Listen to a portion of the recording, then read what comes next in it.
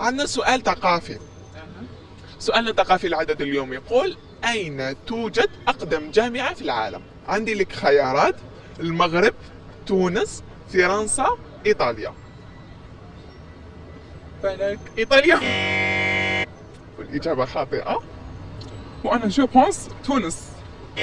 إجابة خاطئة. في المغرب، في فاس.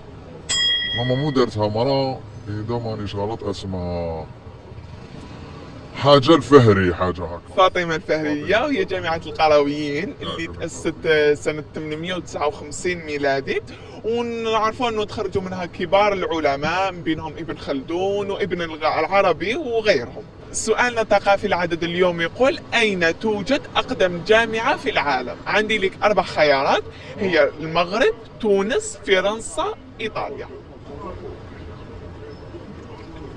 أين توجد؟ أقدم جامعة في العالم. إيطاليا، فرنسا، تونس والمغرب. على ما أظن في إيطاليا. والإجابة خاطئة. أقدم جامعة في العالم هي في المغرب العربي. صح، المغرب العربي، وعندنا تونس والمغرب. شكون منهم؟ المغرب نو.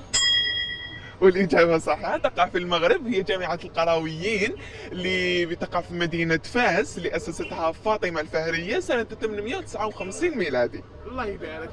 شوف، من بين الجامعات المعروفة في العالم يعني وعندها مكانة، احنا نعرف الشعب الجزائري والمثقفين والمشايخ الجزائريين كلهم عندهم 2 أماكن معروفين، والثالثة هي الأقدم في الحقيقة، لكن ما كانش فيها طلبة كثيرين. يعني لما نرجع الأرشيف تاع البصاير وحاجات واحدة أخرى نجد الزيتونة ونجد الأزهر، لكن هنالك جامعة في المغرب العربي اللي هي القرويين، تعتبر من أقدم يعني الجامعات، ولها مكانة إلى آخره.